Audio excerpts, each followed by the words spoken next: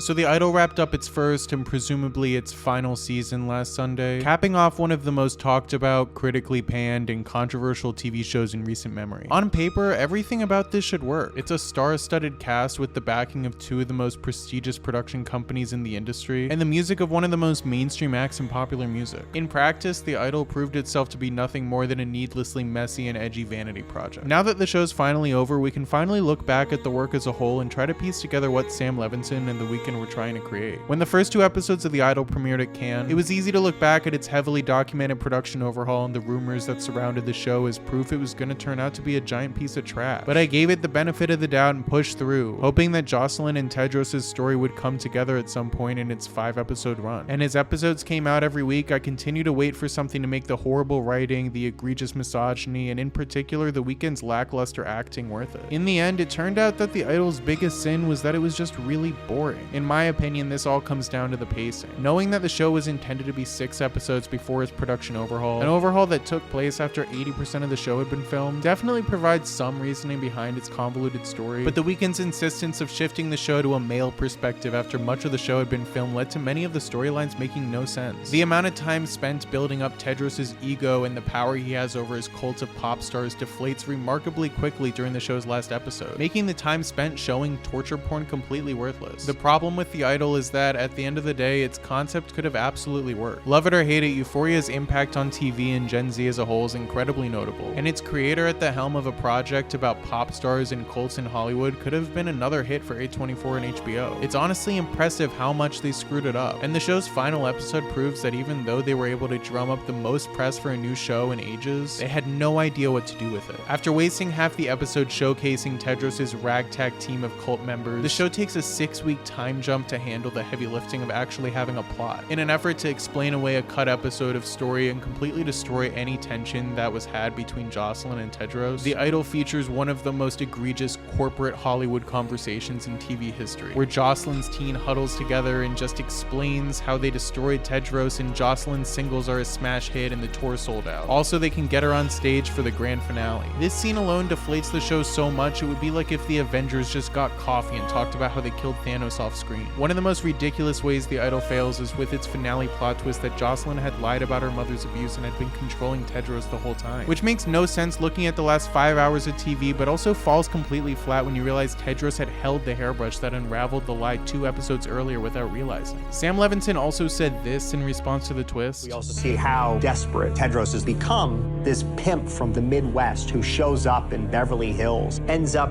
being the victim. Which is just a horrible way to look at someone who had commanded a cult of young women for 5 episodes. On social media, The Weeknd has defended his portrayal of Tedros, saying we're supposed to be disgusted by him and sympathize with Jocelyn. But when your co-creator is saying that when all is said and done, you're actually supposed to feel bad for him, it kind of destroys the argument. The Idol is a remarkably bad show, but you didn't need me to say that to know. The timing of its release didn't help its case either, with 2 of HBO's best shows ever ending the week before its premiere. But with the writer's strike seemingly not coming to an end anytime soon, it's clear that The Idol will leave a stain on the cast and crew's career forever. Thanks so much for watching. Subscribe if you liked the video and let me know down in the comments what your thoughts were on the finale. I'll see you in the next video.